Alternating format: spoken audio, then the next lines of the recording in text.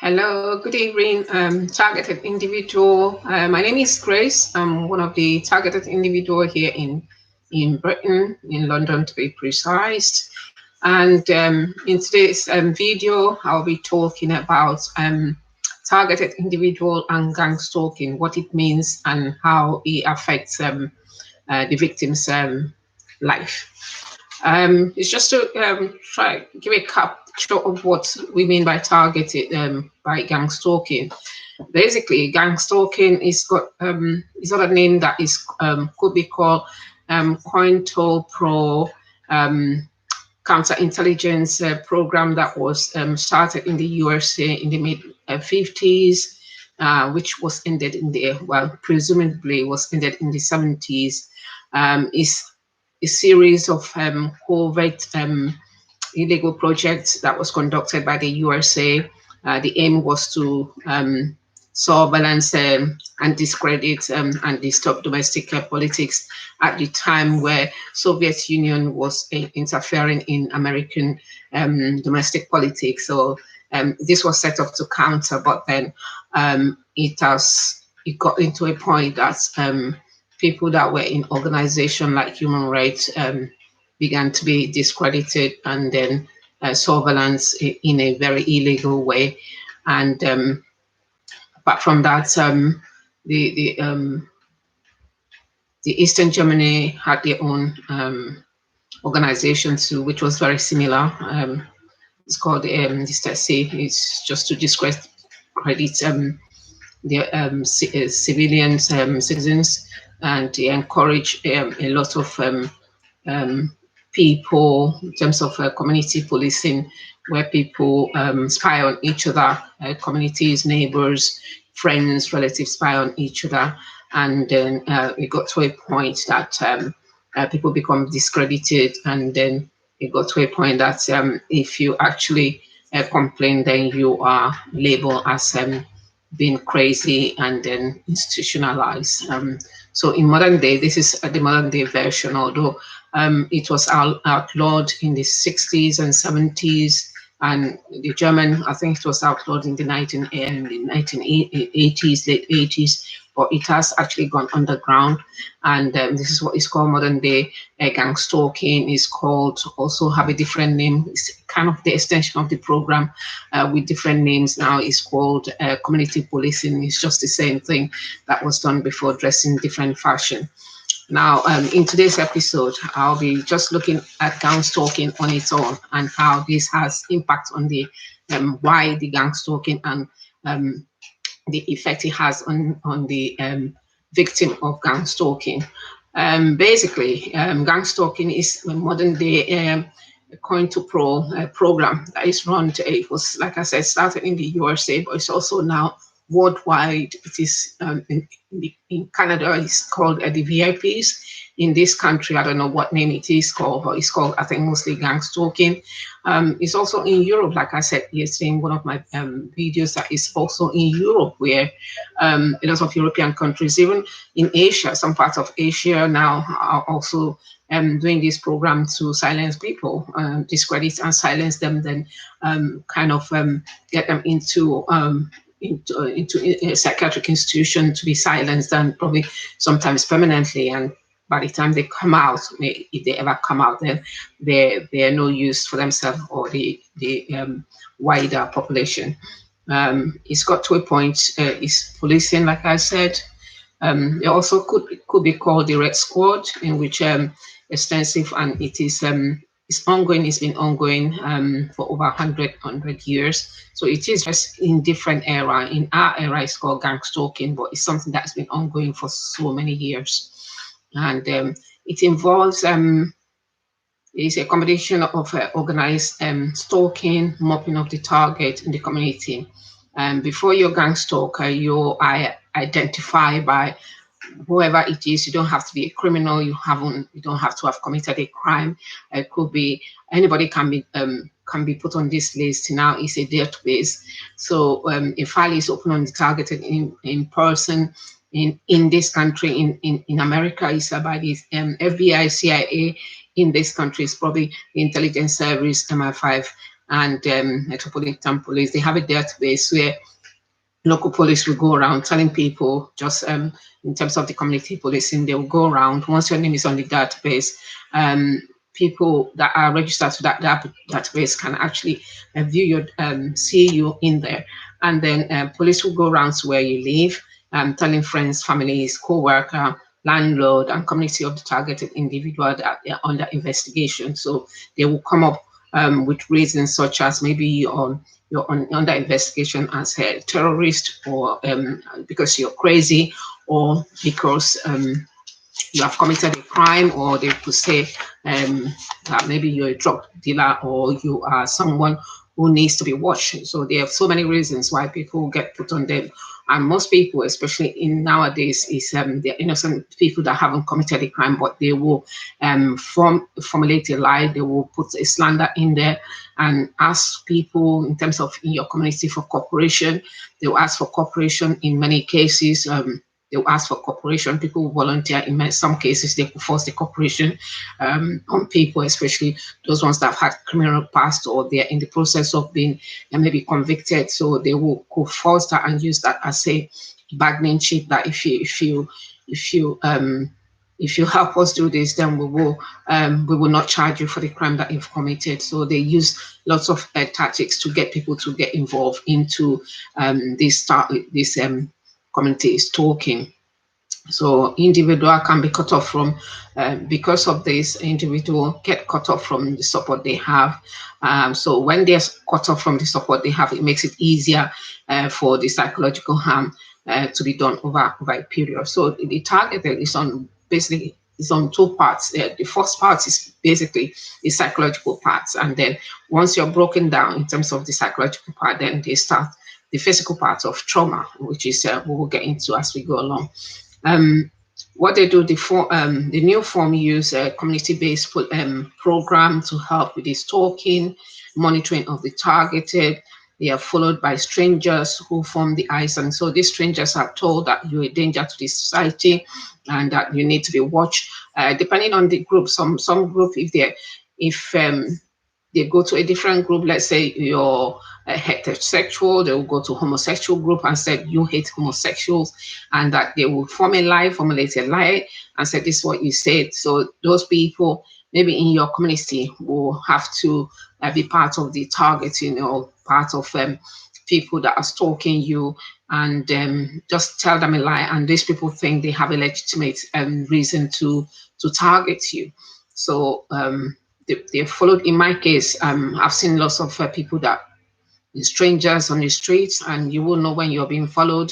I will be followed into wherever I'm shopping, and even they went as far as going to some of the shops that I shop, and I've seen security people actually following me from aisle to aisle. By the time I move from aisle, they'll follow me to the next aisle, and you could see them, and you know you're being followed. So that's what they do. They follow you, use a community-based program to help with the stalking, monitoring of the target. They are followed by strangers who form the eye and ears for the perpetrator. So who get targeted? Anybody can get targeted. So it's not only a certain people, but most people are minority people. From the minority ethnic groups. And I went to, in August, I went to in front of BBC. We were doing a protest, just to highlight and bring awareness to what was going on, because it was not reported.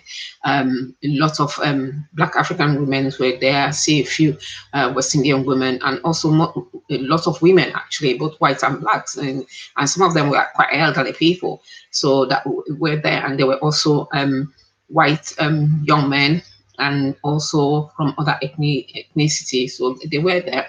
And the people that are mostly targeted are people from the minority, people that haven't got a voice, that can't speak up, that can't say much, are too afraid, or people that are also outspoken in terms of probably white people, or people that have been part of it, and maybe because their conscience have kind of pricked them, they kind of start blowing the whistle on saying this is not right what we're doing, or dissidents, individual who go against the larger wealthy organization, like people reporting, in terms of, like the Weinstein, the man that was abusing actresses, he also hired security people to target those ladies that is targeted, that is abused, to shut them up, to make them frightened.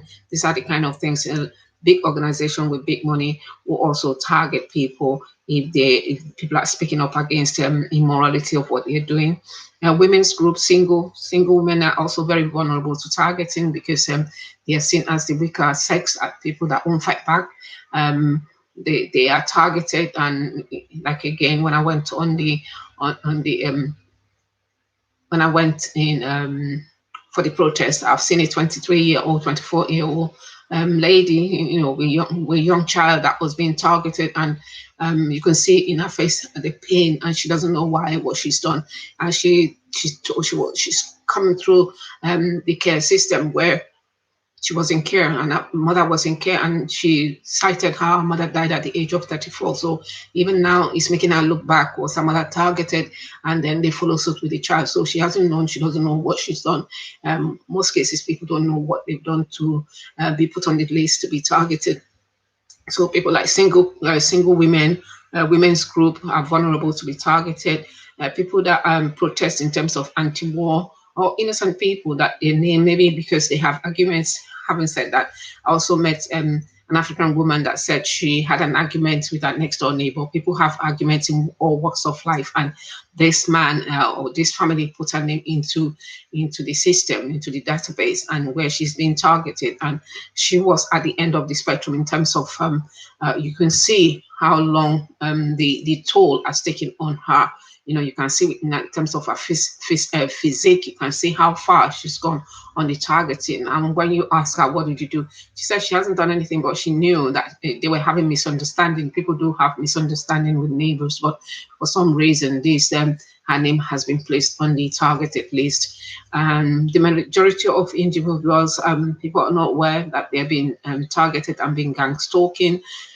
Even when people are aware, they change jobs. The targeting continues in terms of gang stalking. They will move, and actually they will go to the new place of work where you work, and again formally carry on the slander, telling where you work that you're not a good person. They tell lies, and then they tell your employers and your co-workers, and they too will raise thinking you're a bad person that needs to be you're a dangerous person that needs to be targeted.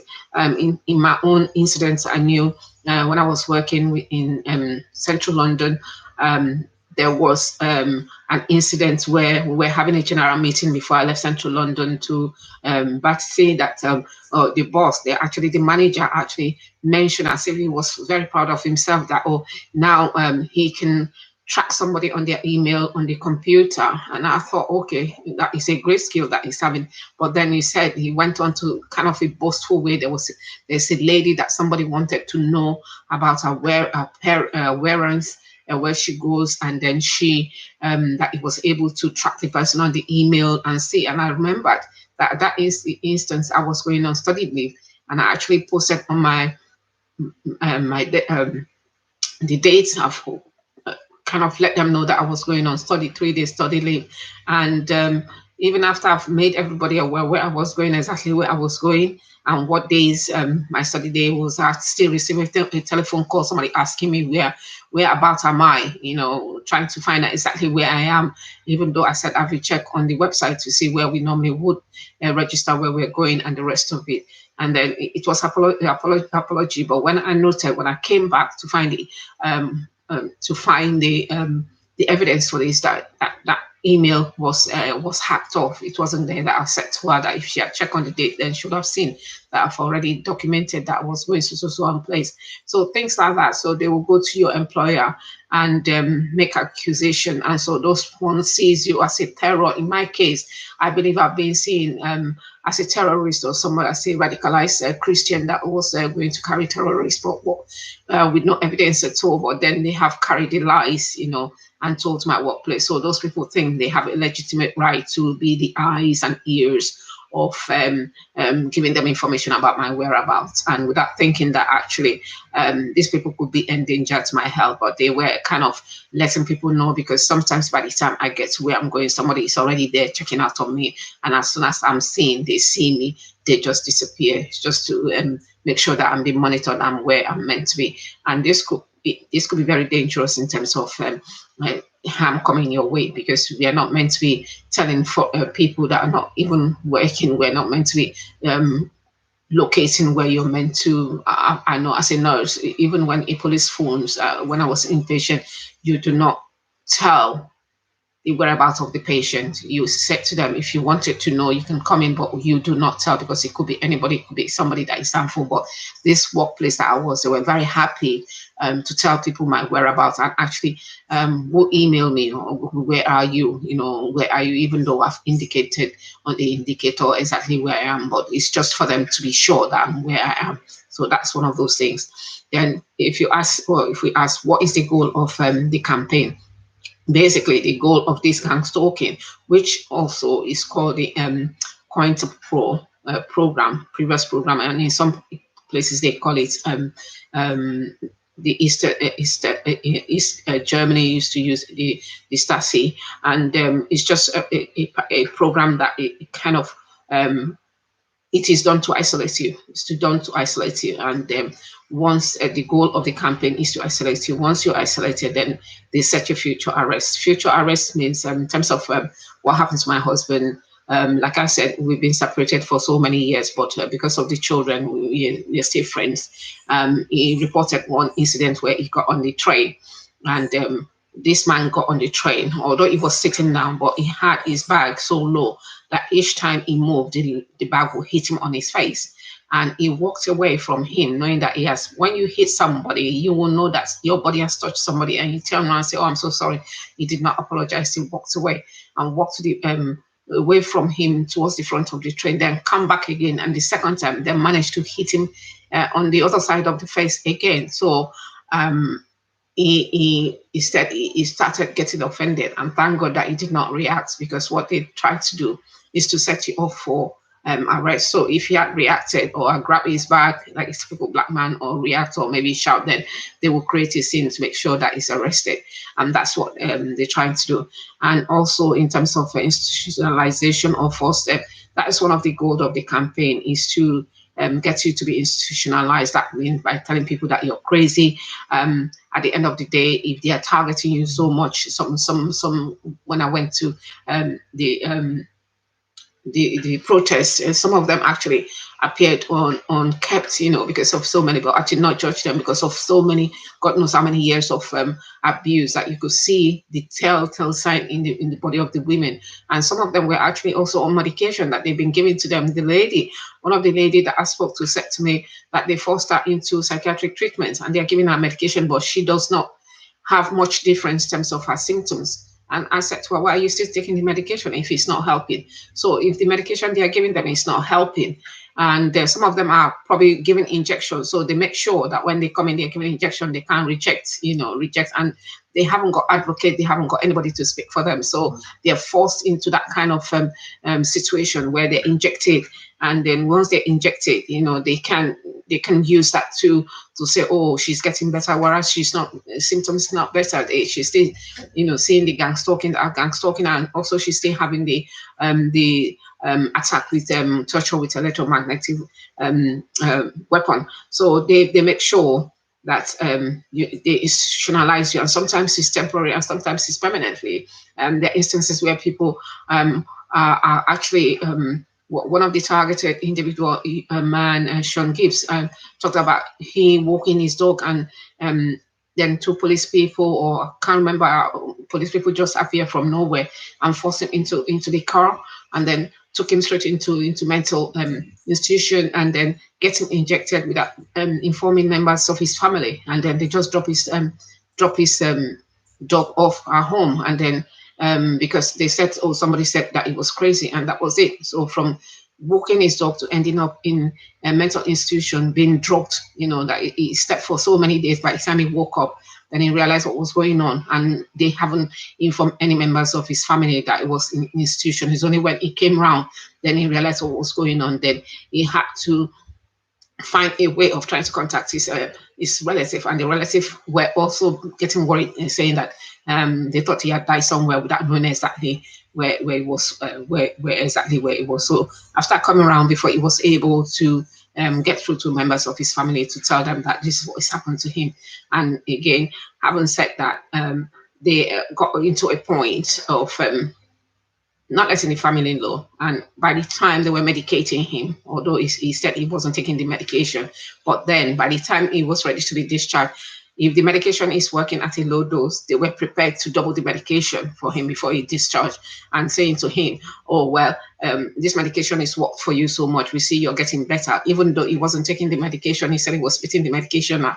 So they make sure, and then they say, oh, we are going to double it. So why would you double medication? If you're taking ibuprofen 500 milligrams, you have 500 milligrams and you have 1,000 milligrams, that is 1 gram. That is for adult normal dose. But if you're able to control your pain with 500 milligrams, why are you taking 1 gram with 500? So they said to him, oh, we see you're doing very well on the medication. We're going to double it and send him home. So he had to test them. No, he doesn't want to double. So even though he was not even taking the medication, it means that they were pumping, trying to pump all this medication into the body of this man when he was not unwell. It's just to cover up for the treatments, or just to use it to silence him for what they were doing. So this is what he's done. This is what they're doing. So in terms of my case, the doctor that said I've got psychosis since last year, that is what he's trying to do. Like I said yesterday, he's trying to use his position, abuse his position as a well, I won't call him a physician. They call them psychologists. I don't know why they put doctor in there. I know they've gone through medical school, but their branch of medicine is about the mind. And what is the mind? It's my suggestion, what I think your mind is. So it's not based on reality. It's based on assumption. It's based on, I think. It's not based on what they can see, what they can quantify, and what the instruments or the assessment says it is. So it's just me saying, oh, this is what I think it is, and because I think it is, that must be, without me knowing if it is or not. So this is what it is, and that's what they are using that. And that's why they're able to use psychiatrists to abuse the system, to use them. They are in the forefront of this gang stalking, because with their help, people are being discredited. People are being sanctioned or sectioned into mental home when there is no actual mental illness. So they use these psychiatrists to, that is how people get into institution. And some of them are forced into the overall primary goal of basically of this program is to force suicide. They will target you in such a way that is unbelievable. When you're telling people, apart from the gang stalking, they gang stalk you 24 hours. When you go, in my case, by the time I get to the local shop, we are not talking of the cars. We are not talking of I've had camera people follow me. I've actually had a camera woman come into where I live, trying to take picture of my grandchild. We're going to church, and she was pointing the camera. And then as I came out, I stood there and looked at her. She knew what it was, and she started walking away very quickly. I've had a Lucian where I'm going to work, where a shop man, and I remember his face, and I know him. He's very identifiable. Was actually pointing camera into my face. And I've had a situation at work where somebody has pointed camera into a long lens camera into where I'm working, into the window, to try to take pictures of me. So that's what they do. They take pictures of you, they do videos of it, and put it on their website. So people that you don't know you, and then with the slander and lies. So people, they will target in such a way that a lot of people, and it's not just a few months, like I said, it's a lot of years that some of them lose the will to live, because they said, I can't continue with this.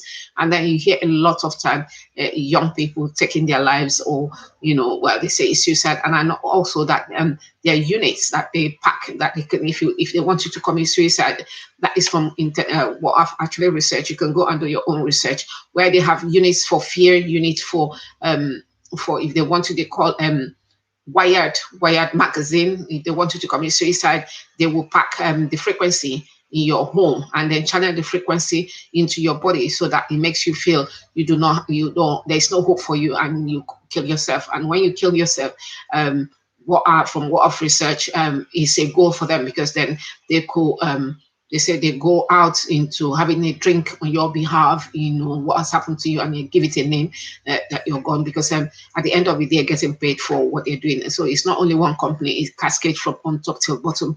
There's a lot of money to be made by your bird. So I would suggest to anybody, if you're feeling suicidal, you need to seek help.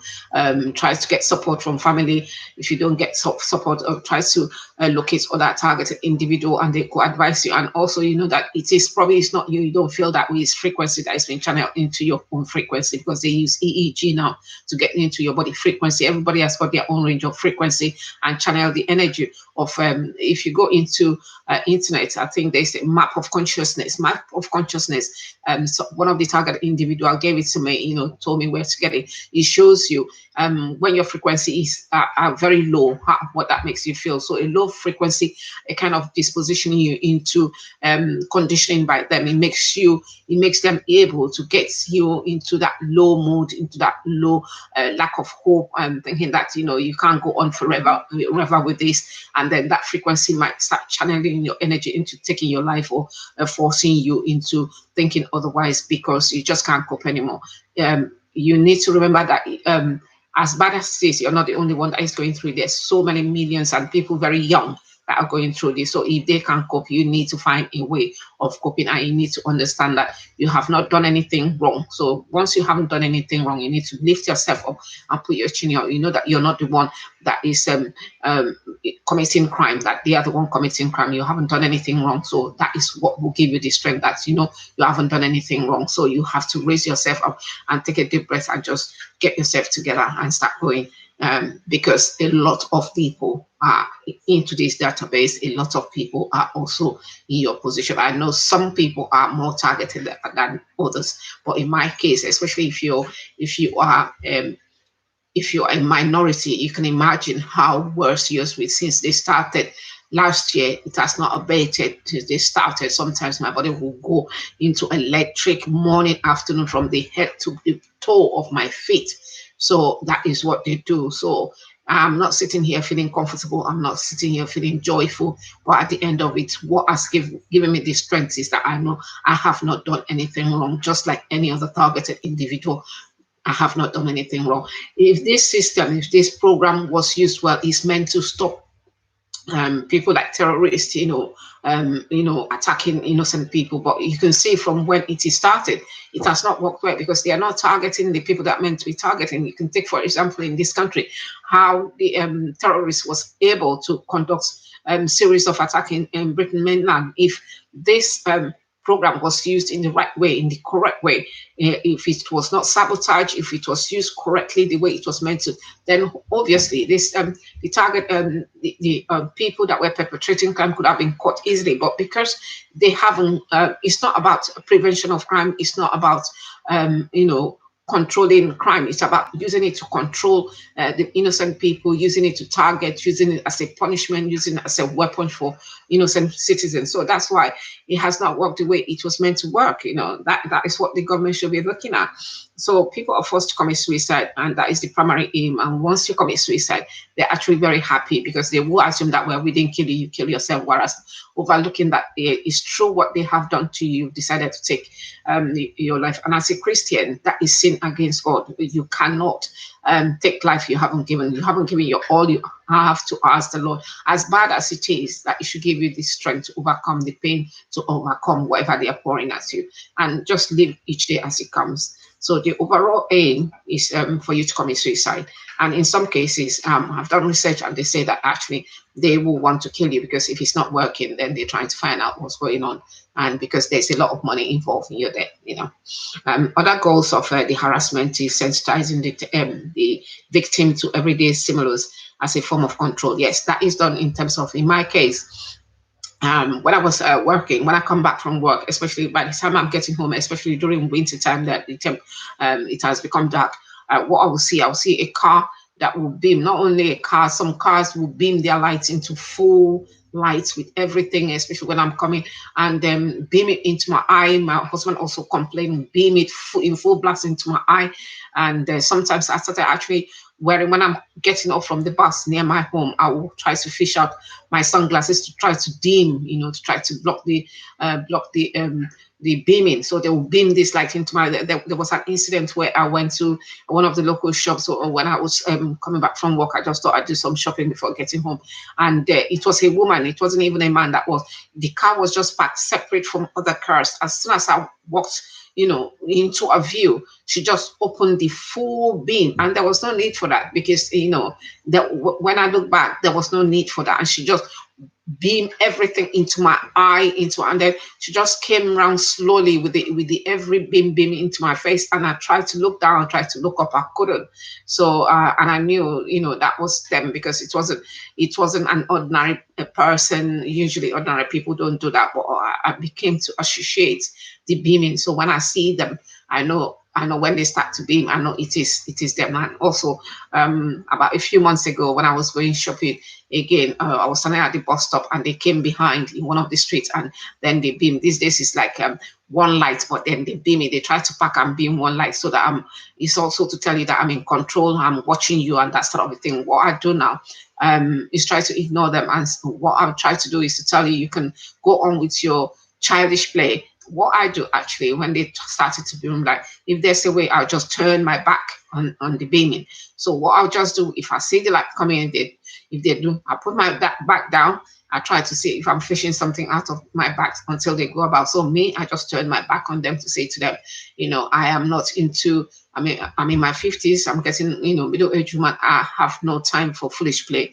I'm not into the foolish play. And I think some of them get the message. Some of them still haven't got the message. So I try not to engage, because before, once I see the lights, I get my camera and I try to take it. But now I actually don't do that. I just turn my back on them. Some of them will get the message that I am not interested in your silly games. And some of them still have not got the message. They continue with the payment. But for me, this is, I just ignore and just find a way of going about my business.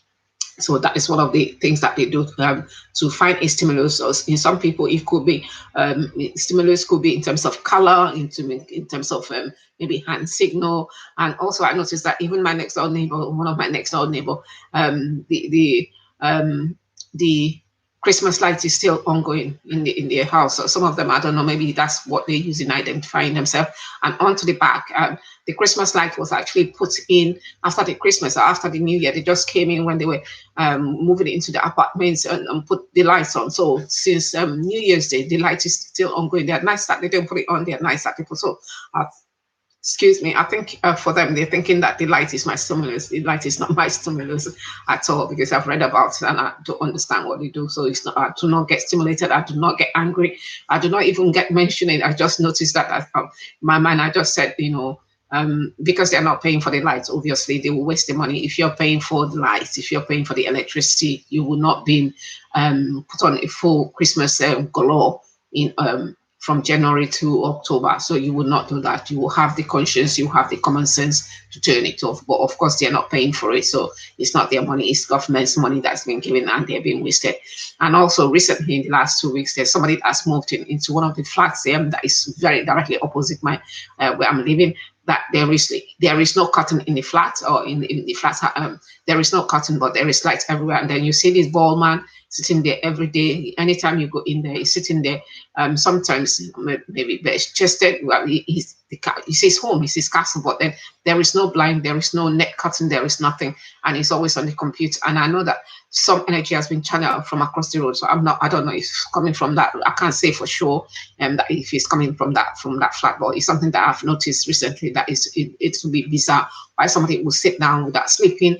Each time you wake up, you see there's always a light and there is no curtain, there's nothing to blind it, so he's sitting there and he's always on the computer. So I don't know if they thought that light is a trigger for me. It does not trigger anything. It does not trigger hate. It does not trigger anything. I don't feel disturbed by the lights. It doesn't trigger me. So this is one of the controls that they do. They use stimulus control. Sometimes in the modern days, it's just maybe hand signal or something that they'll do to make another person understand that I'm one of you. We are controlling this person. So the aim of this is basically to make the victim vulnerable, to make them destitute. The aim of the targeting, the gang stalking, is to make people homeless, jobless, and give them a reason for breakdown. Because when you know you're being gang stalked, we're not talking about one person. It's quite a lot of numbers. Sometimes, in some incident, even going to the shopping, I can identify 4, 5, 6, people in a given time, because they all come at different times, and even in the bus, by the time one is getting on, the other one is getting off. So I can actually see. So it's not about it's not one person, it's not two people. there's so many of them, and everybody at this stage they're getting paid. So if you're not very strong, if you don't think about it, you can get yourself in such a state that you work yourself up and then you have a breakdown.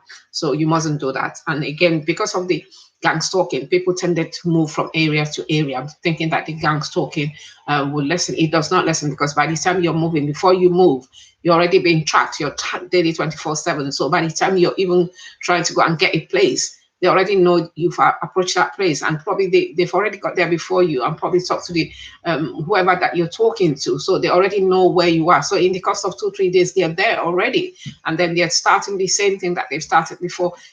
Talking to the local people, trying to isolate you, trying to identify you as a dangerous person. In my incidents, I've been what they send a clue, because sometimes I mean, you don't know what you've done. I went to the police trying to find out what have I done, what am I being targeted. I know I haven't done anything, but just try to find information which wasn't forthcoming. They weren't helping, and you start to panic. You start to say, "Oh my God!" and you start to think of your safety. I mean, if you don't do that, you're not a human being. Everybody goes through that state, but what you don't let it do is to get you into a paranoia state that you have a breakdown because of it. You have to find somewhere in your heart, somewhere in your soul, somewhere in your body to have a strength to know that, number one, identify that you haven't done anything. You have not done anything. So number one, they have made a mistake. That is how I rationalized it, that they have made a mistake. I know I haven't done anything. They have made a mistake. So it's not my problem, it's their problem. So that's how I rationalized it. And when I started to write to them, I put out my heart saying, look, you people have made a mistake. You're standing on the wrong station. But because that is not the way it works, they did not acknowledge it. So in their mind, I've already been put on the list, and they have to follow into what is done, how they operate the list. So who are the gang stalkers? Anybody can be gang stalker. People from all walks of life, from all walks of life can be gang stalker. Some of them, they probably are quite happy to be part of it, because they are seen as the eyes and ears for the government. People, trying to prevent, let's say, the terrorist or Muslim or whatever. Once you identify, in my case, most of the minority have been identified as terrorists, whereas in terms of you don't have to be a Muslim to be identified as terrorist. I'm not a Muslim, I've never been, and it's not a religion. I'm not discrediting Muslim, but it's not something that I will do in my life. So once you identify, especially if you are a minority, you're being identified as a danger. So they will put you on that danger list. So that gives them everybody legitimacy to try to stop you by gang stalking you. And some of the people that are gang stalking you sees themselves as the people that are fighting crime, as the ears and eyes of for the government. And most of these people include gardeners. Most of these include, in my case, they were mostly street cleaners that comes in the morning. They're street cleaners that I can identify by their uniform. They're people that, clean the estate. So that it was in my case. And they're the wealthy. I've seen people in Porsche cars, in Mercedes Benz, gang stalking me. I've seen people in bike. I've seen young black people in bike gang stalking me, and also I've also seen people that looks like criminals, like with like a facial scar, getting telephone and standing at strategic places, to see when I'm coming and going. And I've actually seen people that are sitting there like some drunk that, who sit there with a kind of beer. I've also seen this person when I was writing letter to the government. I've seen this person come and sit in the internet cafe that I was using, because my computer was playing up, which they've hacked. And as soon as I noticed him, he just got up and go. Not that because he came there to do any research, he just came there to see that, what I was doing, then to tell the other people that was writing letters so that they can block the letters. So they use a lot of street cleaners, they use wealthy people, they use bikers, they use drug dealers, they use street people, punks and hips. I've seen somebody with heavy metal, actually, with all these bikers, following me on village. And Church groups, yes, this is my domain. I've seen, like I said, I reported it yesterday where they have used my former church members, to gang stalk me in the church. They actually went to church and did a seminar on my behalf. And I've gone to church during a new year where somebody, a woman, a young woman, actually pointing at me, say that's how, that's like kind of identifying me in the church, and like she was shocked that I even came to church. But if you look at, if we have to follow history, I've been in that church probably before she came into that church. So they were actually pointing in the church. And this is also part where the psychologist is saying that he does not believe that I was mentioning church before. This man does not go to my church. He never will go to that church. He was not a member of that church, but he was ready to make judgment on what he has no clue, he has no idea, which is very incompetent of him. So they use people of all ages. Yes, they use people of all ages. I've seen last year where I was being gang stalked by school children during the long vacation when they see last year, this year, actually they were in the car. There was a senior person. I think that is the age where they're earning their pocket money because they get paid. So they were gang stalking me, and as soon as they realized that they could be, they weren't 5 years old, they could be about maybe under 16, just about 14, 15, 16. I could see that. So as soon as they realized that I knew what was going on, they ran into the car and shut the door. But I don't know what they thought I was going to do to them. I haven't got any time. So they use all ages, ranging from 5 years old. And they've also used, in my community here, they've used an older lady that they thought, that is when I first noticed that they have actually recruited my neighbors. Is the older lady, a nice lady. I don't hold anything against her because I know that she didn't go to them. They came to her and formulate these lies. And probably if they had come to me, if they wasn't targeting me, maybe I would do the same thing. So I'll have forgotten. I told the lady that I forgot forgiving her, and because it got to a point that she also started panicking. I don't know what they said to her. Maybe they said to her I was coming to attack her. I've never fought anybody in my life. I rarely stand to quarrel with anybody. So she was also living in panic. They gave her panic button. They kind of put a wire thing. It's just to make her, they actually make the woman more vulnerable than she should be, because I would never, God forbid, I would never, talk to her. So I saw her on the streets early this year, and I actually hugged her and said to her, look, I have no concern against you, because she's in her 80s. They came to her and told her all this, like make her think that she's doing the good to the society, whereas it wasn't her. They told her lies, and she was just doing like a normal a citizen would do, trying to prevent crime, so it wasn't her fault at all. And I said to her she should not be afraid, afraid of me. I'm not a dangerous person, I'm not a wicked person, and she should just live her life. She wanna go out, because it got to a point that when I noticed when she's going, that she will have a bodyguard. And one of the bodyguard was a policeman that I've seen. Actually, when I went to report in the police station last year, as soon as I was reporting, they brought this woman into the police station. Before, when I was making my first report at the police station, I think it was the second time I've been to they actually brought, the policeman brought her into the police station. And when I went back to the police station with my solicitor, the same man, so I think he works with for MI5, he came in there. So he's the one that stopped the police trying to investigate this crime, because once you are a targeted individual, once you've been identified as a targeted individual, you're a non-investigated target. So they will not do anything. They will not investigate your complaints, and they will start saying that it's in your head. So this is what happened. And I know the policeman, or the MI5 part of the police. So I know this man that was coming. I haven't seen him since identify him that he was the one. He used to chaperone this woman, and they actually make her so fearful that she wasn't going out.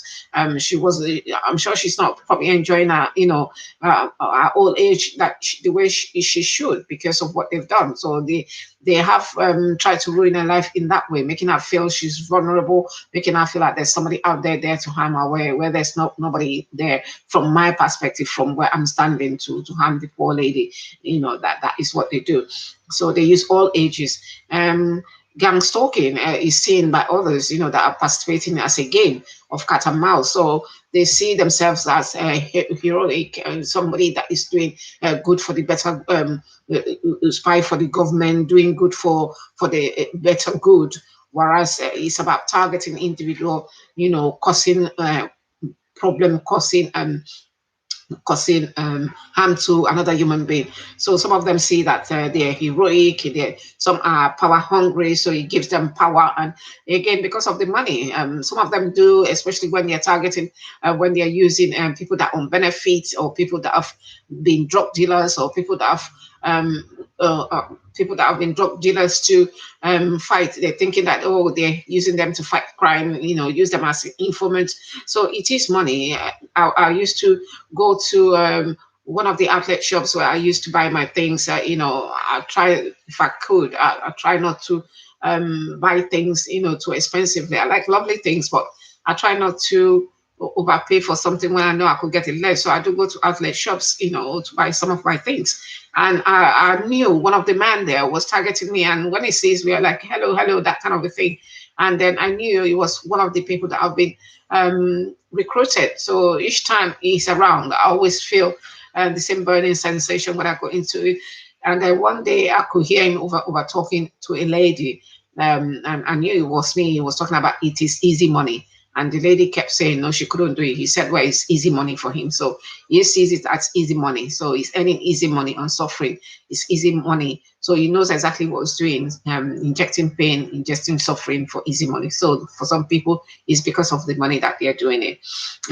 Other feel sense of patriotism, and others are forced into taking part in spying. Others, like I said, if they're criminals, they will say to them, "Is either you go to jail or you do this." So some of them become informants, and then some of them who they're acting, they're used as informants, and then with the threat of, if you don't do this, you go to prison and that sort of thing. So these guys, or these men and women, are forced into gang stalking, because of their own criminal past. It's just that's the way they're forced to do it. Why do people take part in gang stalking? To some of them, it's about power, because you're, as a targeted individual, you're being seen as their pet. You're being seen as somebody, a toy, a non-human person that whatever you want to do to them. We don't care at the end of it, because the goal is to make sure that you kill yourselves, or you're put into an institution. So they give them the upper hand into your targeting. So for them, there's the perpetrators, the handlers, and then there's the perpetrators, and then there's the gang stalkers. The gang stalkers are sometimes one of those ones on the street. I've been gang stalked by strangers. I've also been, they've used a laser on me, where somebody coming back from the church, all standing at the bus stop waiting for, all I could feel was all this mighty pain, burning sensation on my back, lower back. And when I got home, I just asked my children to look, and there was a big fat burn mark at the lower end of my back there. And sometimes I've actually stand in one of the McDonald's shops. Somebody was standing very uncomfortably behind me, and I just shifted. By the time I shifted, you could see the laser, and the manager of the place could just see this thing pointing to him, and it's the eye that I saw that made me understood. He gave this man a dirty look, and I just looked at him. Then I realized, because his phone was just there pointing, and you could see the light was in a triangle, and then he just put it down, and it was a black man. So some of them is the power that it gives to them. Some of them also makes friendship. It gives them friendship because they can coordinate. In terms of where I live, I'm chaperone in between two of them on the left side. I've seen the guy on my right side going to the left side, and vice versa. Talking. I'm in between them. They're talking over me. Kind of going into each other's flats. Because of they have a common purpose, and that was me. So it's for them to make friendship, social fun. Probably they can see me, so they can see where I'm in pain. They can see when they're injecting this thing, and then they can compare notes and to see, because it will register on their AI system that I'm in pain. They've got a good shot, so because my body, even if I don't show it on my face, but my body will show that it has been successful, and then it goes to feedback of what is happening, and then for them to do it again. So that is how it works. So some of them make social friends and fun about what is happening and how they can inflict pain and how you react to the pain. Others are forced through blackmail, like I said, and they are told that they're part of the Homeland Security, and being used to keep an eye on dangerous people. So they will use others as maybe the lady, they said to her that she's being used, to keep an eye on a dangerous person, and the dangerous person will be me. And I haven't committed a crime. I've been in this country over 30 or probably almost 30 years now. I've never committed a crime in my life. So then I suddenly became dangerous in my middle age to everybody. So that's what they do. Okay. While others do not understand why they are doing this, in terms of they've been lied to, in terms of uh, what you've done, in terms of painting you as slandering you, lying upon you, sabotaging you as a dangerous person. Others actually knows what they're doing. That it's a game of it's a game, so they are to destroy you. In terms of that man that knew, and for him it was about the money. He knew exactly what he was doing. He knew it would cause pain. He knew it was destroy my body eventually, but he was quite happy to do it because of the money that they were giving him. So some of them know what they're doing. Some of them don't have understanding because they're being told lies, and sometimes they just say we are keeping an eye. Take this when you see our press, but they don't understand that if they're pressing, they might be pressing an electromagnetic wave into the other person, but they just press because they've been told to do so. And again, if a person in authority asks you to do something, you're more likely to do it because of the esteem we hold people in authority.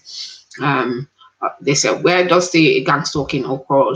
It occurs in public and in private. They occur in private. In private is in the outside. I'm being gang stalked inside. I'm living in shop. Just engaged in all these next door neighbors and people around me. And also, I'm being gang stalked in terms of my house, where people have come to remove my things. They will find out everything about you in terms of finding out where you live, finding out about your family, where you shop, get to know you mostly intimate in terms of last year when I got somebody to have a look. There were points in this house that showed that there was since electromagnetic wave were coming in at the time. I didn't understand what that meant. So there were parts of this house that showed that there was a wiretapping. My telephone cable showed wiretapping. Some parts were showing signals into my home. They will monitor you in the toilet. I mean, sometimes when I'm online, I will see E14 location. So somebody is standing. Basically, it's at E14. Kind of monitoring what I'm doing on the system. Then as soon as I noticed that, then it went back to SE10. So that's what it is. They have diverted mails. I've seen incidents where the man next door. One day I just sat down here, a big parcel came for him, but at that time I've already started the research, and so I knew it came to him in a big box, and that I should keep for him next door. I said no, I wasn't accepting anything at the time. I didn't know him, and I just said no, I don't want to accept it. Even my family at the time didn't know why, and I had to say to them, no, I don't want to accept anything because that's what I don't know what's in the box, and they could use that to sabotage you. So I said I wasn't accepting. And the person, whoever that was delivering it, found somebody else. I said, well, you could try next door neighbor.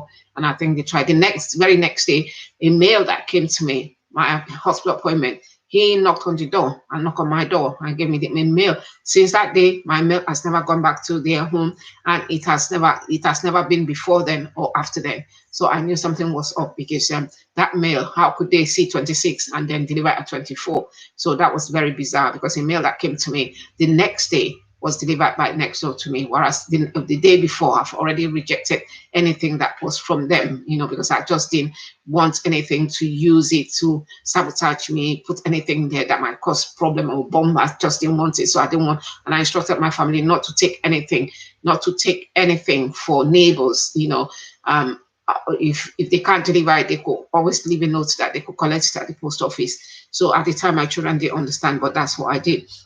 They also would divert in terms of private. They have kind of sabotaged my emails. I have stored things on the computer where I went in there.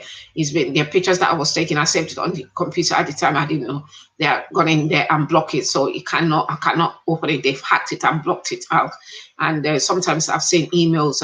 For example, in the last, I went to see a private neurologist, and then 3 Sundays ago, she phoned me because I just noticed some irregularities in what she was beginning to do. So I thought, you know what, I'm not going to be paying for this. I will come into that a little bit. So I phoned this neurologist and said, please, can I have a letter to the assessment you did? Because I wanted to have further investigation. And this person felt it was not necessary, but then she was prepared to treat me. She was prepared to treat me without further investigation. And I said to myself, no, that's not, you need to know what you're treating. So I did say, I stopped it there. I said, well, can I have a letter to the effect of what you did, your assessment? And I was told there will be a letter, but it took another 2 weeks before I got the letter. I've not opened it, but I know if I open it, it's not going to be what was said when I met this person in person. So I knew it has been sabotaged. So I'm not looking forward to it because I know it will not give me the true picture. And then if I started to probe, if I started to ask, it will seem as if I'm paranoid. So I don't want to be in that state, but I know what's happening. So I get the picture. And so basically, they divert your mails, they hack into your computer, they hack into your emails, and they make you feel that you're on that investigation, 24 hours investigation. And definitely, that's how I feel. I don't think that part should be denied. It feels because it's 24 hours. Even in the house, as you go along, they're watching you. There used to be a time by the time I went to church this Sunday, what I was said at home seems the pastor was repeating it. There were times that I went in there on even prayer because in my country, in my home as a spiritual home, when you are praying in terms of there's a battle to be fought, you don't sit down and just be dreaming over it. I don't pray often because sometimes I'm just flipping too tired. God knows that not that I don't want to pray, but I just don't have the strength to pray. But that I will raise my Bible and I will pray. I'll raise my Bible. I'll pray. I have been in a situation where I went to church and a pastor was commenting that it's not right to pray and raise your Bible, but I don't know where the Bible says where it is written that when you're praying you should not raise your Bible, or how they teach you how to pray if you're praying not to hold your Bible. So that was very bizarre because that's what I do at home when I'm praying, especially in that sort of prayer that you're being pursued, that you feel vulnerable, and raising your Bible gives you the strength. So for me, that is the way my parents pray, and that's the way I have prayed in certain situations. It's not always in all situations, but I could see his face talking about people praying and raising their Bible, that it shouldn't be. So and I still don't understand why he said that, because there is nowhere in the Bible that says when you're praying you shouldn't raise the Bible. So I don't know where he got it from. So this is another type of them looking at me from what I'm doing in my home, in my privacy, then announcing it so that I can hear that they see me. So that from there I knew the church was part of it. And also because I see some church member in places that I feel they shouldn't be there, in like standing in the ship shop that I normally come when I'm coming back from work, and standing at a strategic place at the tube station and actually trying to coordinate the gang stalking and uh, things like that Christians should not be involved in. And you see that they were involved. I'm probably very happy to be part of it because they feel they were doing they were the ears and the eyes for the government and trying to stop crime, while they don't realize that they've been lied to and then they've been used. But again, having said that, Christian, they haven't prayed over it. They did not pray over it for God to bring what is hidden into us. And the way I look at it, they didn't pray. And secondly, because they were working in the flesh, that's why God hasn't revealed it to them. It became, they're being used, and they were the one being. I knew what was going on. They didn't know what was going on. So they were controlling me. The MFI were controlling the situation. They were also being controlled. That is my own opinion. They were also, because they were in the directives of these people, just like they were trying to control me. They were also being controlled. And as a Christian, you don't make judgment on something you haven't seen. You don't judge people. The Bible says, "Thou shalt not judge." Don't judge people because you will be judged. So they are judging something they have not witnessed. I'm not saying here if you witness something like somebody committing a crime, obviously you can report the crime because it's a crime committed against another human being. It could be you. Then you want it to be reported. But when you haven't seen a thing, but you're a witness, being a witness to something you haven't seen, you haven't participated, you don't know how it happens, and then you carry the banner as if you were there. And that, I think that is, in my own opinion, very sinful. And that's why they are also being controlled, just like I'm being controlled. They want to know that this ongoing, in a way, psychological. Basically, this gang stalking is to cripple you psychologically. That is to destroy you and cripple you psychologically. So when you become disorientated, you might leave. If you leave your job, you might not be able to find another job. Like for me to be able to leave this job, that means I'm having some income. It might not be enough, but at least if I cut down on my expenses, I could just about pay my rent or have a roof over my head. But it's not gonna be. But you can imagine if it was a younger person that haven't got a lot of years in services, then how that would leave them destitute, to leave them with smaller amounts of money. And then they won't have enough to eat or look after themselves. So basically, it's to cripple you psychologically, it's to cripple you and make you destitute. And that means you're not able to trust people. Because if, like my church, I could not trust anybody in the church anymore, because if I came into the church, you don't know who is going to be standing at the door targeting you. And some of them, they know, when I look at them, they will walk, they just, you just see them walk away. It's not, if you haven't done anything, you stand there. And like I said yesterday, I have seen somebody that was always in my grandchild's school every morning until I recognized the car, until I identified the car out of church, and until the day I saw the man. I was standing in the chip shop, because I normally would buy my chicken and chips from there, and he was peeping on the. Then I knew for sure that all the guesses that I had, they weren't imagination, that it was part of it. And since that day, I took his picture. The picture was hacked off my phone, and since that day, I never saw him anymore. And then the car was changed to a different color. They blackened the car and changed the car number. But then I knew the car, and I still knew that it was changed, the car number. But that particular person, I didn't see. But again, I had to leave the church. Like I said yesterday, the church started bringing a preacher around 2017 to preach about Christian becoming radicalized. And I sat down there. I felt pity for him doing this, because I know probably in his mind he didn't want to, maybe he was pushed to do it. But I felt, if you have put that energy, or the energy that you're preaching in a Christian church, to talk about this, that if he had gone into schools, if he had gone into prison, all those children, that young souls, that young people that are very vulnerable to this kind of a thing, then you would have probably be able to say one or two. I'm not sitting here saying I'm the Messiah, I'm not the Messiah. Maybe I should do the same thing. But if he had, I felt, if this pastor from New Wine Church, it's probably not from New Wine Church, I've not seen, that was my first time of seeing.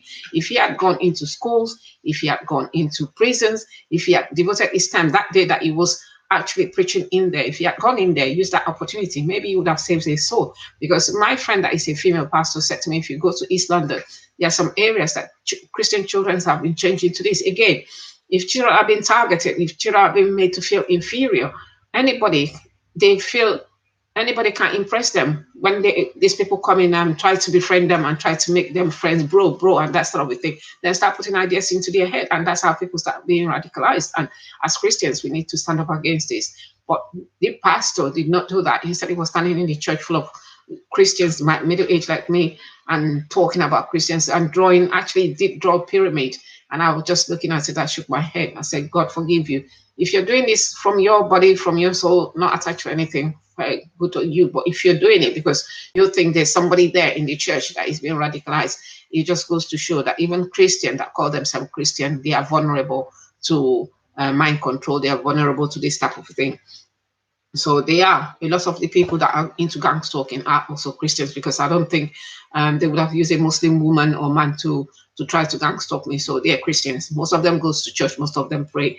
And these are the things that we are seeing that they've been, that means it just goes to show that people, the Bible says, not everybody that calls the Lord that will go into the kingdom of God. And this is just one example. Okay. So it will make you not to trust anybody.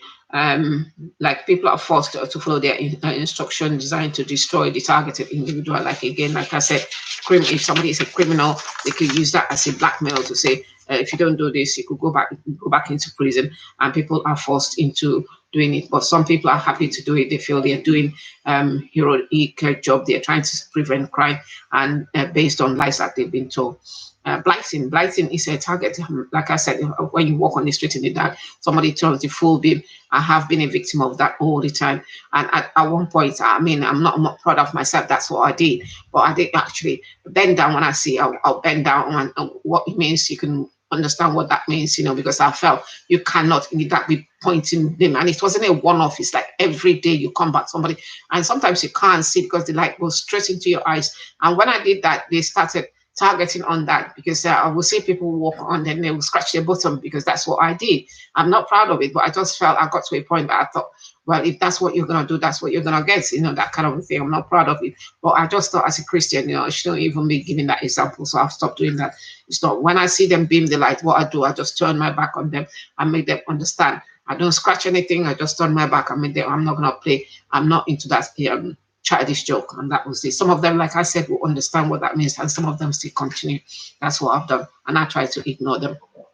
So this is the flashing of lights is just to intimidate the person, to show them that they are being targeted, and then to show them that they are being watched. I get it. I know I'm being targeted. I know I'm being watched, but at the end of it, they're still doing it.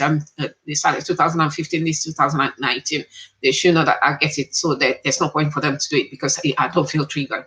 Then what they also do is crowding and mopping. This is when the target is in the public, and the spies will try to box them, the target in, and then they will surround the target or swarm the target, which was true. There one incident where I went to McDonald's as I was eating.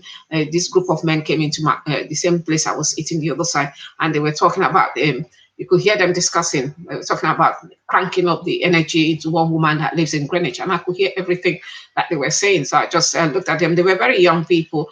And again, probably road sweepers and that sort of thing. So they were cramping. But that did not trigger me because I just said to myself, my dear, I mean, it's today, you're young, I'm middle aged. I'm quite happy that at least my targeting started in middle age. It's not like young people that have been targeted from their youth. So at least I had a quiet time before this is happening. So, and I do feel sorry for them because at this young age, God knows how many people that they have targeted. God knows how many people that have gone on to commit suicide because of their action. So basically, they have human blood in their hand, and they're young. So I do feel sorry for them because the effect and the impact in their later life, I don't know. And I feel sorry for them. I feel sorry for their parents. That's what I would say. And so they are part of it, especially the younger people. And the younger people probably they're bragging because it's to somebody else, it's not to them. But this thing comes right in circle. There's also what they do, direct conversation. So relating, okay, strangers will relate in public, a conversation relating to personal situation. Yes, this is in terms of if maybe a targeted individual lost their relative, and you hear somebody talking, discussing, oh, did you hear about the Eddie? I know it could be the name of or Edward, or maybe Mr. Peter that died, and just to trigger the targeted person, to make them feel low, to make them, just to break their spirits. That's also what they do. And then once they do all the psychological torture, and they see that you are at the breaking point, then they start the direct energy weapon. So this usually starts when they feel that psychologically the target, the victim, are near breakdown. So when you're near breakdown, once they do all these things to you, break into your home, do all these things to you, target your relative, isolate you, make you isolated. So then the next thing, when the victim is maybe living on their own, and probably they've lost their friend, they've lost their relative, they are not part of the church. After the man preached, by the next year, I actually left the church because when they were being gang stalking me, I just thought, no, this place is not safe for me to be. So a lot of people make friends from church. So I just moved. Even when I moved, when I sat down at home last year April during the Easter, I did not go to church, but I sat here crying. I could not even pray. I was crying because I said I remember the Easter. Easter is a time of you devote yourself to Christ. Remember how He came and died for us. Because of His blood we are saved. I sat down here crying in my house here, feeling that I should be in the church. I should be in the church. I should be worshiping God and thanking God for that grace that He has given me. But I wasn't, because I had to stop going to that church, and I felt isolated. Even though I had my family with me, but I felt isolated. So these are the kind of things when they isolate you from friends and relatives and family, and sometimes people have lost their job. So they are at a very vulnerable stage, near breaking point. That's when they start to use the weapon. So when you're near breaking point, then some people lose hope after that, because they just say, oh, whatever it is, because you're at that breaking point. You say, how worse can it get? So I've seen people on the YouTube say, oh, it's almost close to the end now, actually accepting to die in the next, God knows, whenever the weapon takes them. So they will then start the weapon, and they will use the weapon if the target. Also will start the weapon when the people are near to the breaking point, and they also will use the weapon if the targets are not going along with the harassment protocol. So like I said, it's got two parts to it: the physical, psychological part of it, and then the physical trauma that comes with it. So the physical targeting is when they start using the electromagnetic energy weapon on you. So the reason, like I said, the reason why they use it, when when they psychological torture you, target you to a breaking point, or when they have targeted you and use all this protocol, then it's not working, then they will start the harassment. And that's where I come in. I think that's where because when I realized, and I've gone to the police, I've tried to write to them that they have made a mistake, that I don't think they've made a mistake in who it is. I don't know what I've done. They need to, I went to the police, they did it, and I took it up to the IOPC. When I took it, that is when the physical target. But I think probably it was starting that I was not aware of it, because I knew before I went to IOPC, I was when I went to work, there was a black van that always followed me, and when I went into my office, I always felt something was not right in there that will actually make me sometimes leave my room to use other people's room, and then I will see as if somebody is following me into the next room. So I felt that way. So if I don't know if it came from the system, and also I was noticing that when I get into my own office, that some most times my office will be open while everybody's office is closed. So I began to notice little things that make me suspected that something was going on in my office. So I didn't want to be there. So that's when the harassment, physical harassment started. And that's when they start to hit you with electromagnetic wave. Then what they do, they kind of they have what they call investigation file. It is well documented that the target individual have files that is shown to relatives. They will show this file to relatives. They show it to people around you. They will actually go to their homes. They will discuss it with the people, show them that they've opened a file. It's just to try to make them understand that what they're doing is legitimate, that they've opened a file, that you're a dangerous person, and that but they don't leave the file behind. They just open the file and start going through it and say, that what they're doing is legitimate, and then slander you further. And they use this to get cooperation of the people around you. So that's what they use in getting cooperation of maybe neighbors. I've noticed a neighbor come and ask me why I put on the camera system in my home, and I found myself apologizing. It's, oh, I'm so sorry, it's just for my own good. You say, oh, it's all in the mind, and that's what he said. So it was shocking to me, because a lot of people everywhere, somewhere, they put camera in their home. I know where I'm living here, it's meant to be relatively safe, because it's mostly people that have lived here over 30 years. But I had to put camera in last year because of what was happening. And somebody actually asked me, one of the neighbors, and asked me why I put my camera in. I found myself apologizing. Oh, I'm so sorry, it's just for my protection. I say, oh, it's all in the mind, and that sort of a thing. So I believe they have gone to this person and then tried to convince them, or use that to say, oh, I mean, why is she putting camera there? Slander me. Which, yeah, could put camera anywhere. It's not anybody's business, but they could put camera there. It's not anybody's business. So I don't know why it became a problem with this person, but the elderly people, I love them most of, but that's what I just noticed. So they will use that to get cooperation of the people in the targeted individual's life with their harassment.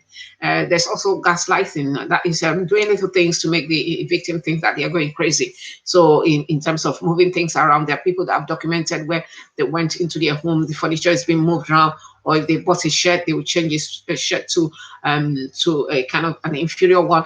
I ordered some clothes around July this year, and item of clothes, I think I only took one because the item of clothes wasn't up to the standard that I expected, and I sent it back. I still haven't got my money back. But then when I sat down in my home, then maybe a week later on, a dress came to me that I haven't ordered. And I thought, well, I liked it, but I haven't ordered. If I've already sent back the others because of poor quality, why would I want to order another one? So I just knew something was happening. And I read about it, so it makes sense to what they were trying to do.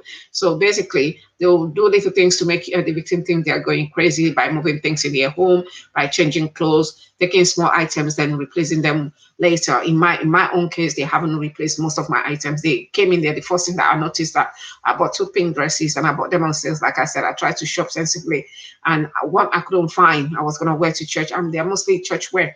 I couldn't find it, so I said to myself, what's happened? I checked everywhere. I left it that day. When again another day, checked everywhere. There I knew it was missing. And my daughter, bless her, she doesn't wear dresses, so I knew something was going on. And I started praying about it. I said, wherever I take it, you're taking illness, you're taking this. I bought that dress to wear to church, whatever it is. And after 2 weeks or so, the dress was hanging inside my wardrobe that I haven't moved. And I found it there. Then again, I started missing things like shoes, so far. I've missed about 4 pairs of shoes. I've got the bags, but the shoes I've got. Yes, shoes that I bought. If I bought black one, I bought white one because only because they were cheap, not because I can afford it or try to look. Only because they were cheap. So, and they were mostly when I was working. We didn't wear uniform, so we wear our own clothes, just something to look a little bit smart if you're seeing patients, and mostly that.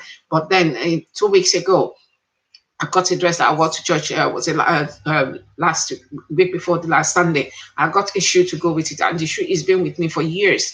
And I've only worn it once to church. I was gonna wear it with my dress, and by the time I got there, I could not find the shoe. Everywhere I searched, everywhere I could not find the shoe. The shoe was a gold metallic shoe that I bought with a metallic and black dress that I was gonna wear to church. But then the same man that I said I saw when I did a documented about 4 weeks ago about somebody looking like a member of my family that I believe is the one that has been used, that has got the key to this place. My husband said to me he saw him again 2 weeks ago, last week. Was it last week before the last? He was in the vicinity. So I believe he had come to take the shoes. So things like that. And I said to him, it's about 4 pairs of shoes now that I've got missing. The bags are there, but the shoes are gone missing. So then I also noticed that I bought like an ice cream maker to make ice cream during holidays with my grandchild. It's just for us to have that bonding. That is also gone. So things like that, they will move things in your home. Basically, they're meant to be small things that are not like inexpensive things, but you notice that they're gone. But the current one in terms of Africans instead of Nigeria, not Africans in terms of Nigeria and the Nigerians that they're using, obviously they will take this thing thinking that they have a legitimate right. Oh, I'm taking it from this dangerous person. I've been in a coffee shop where somebody has said, I've come to see the wicked woman.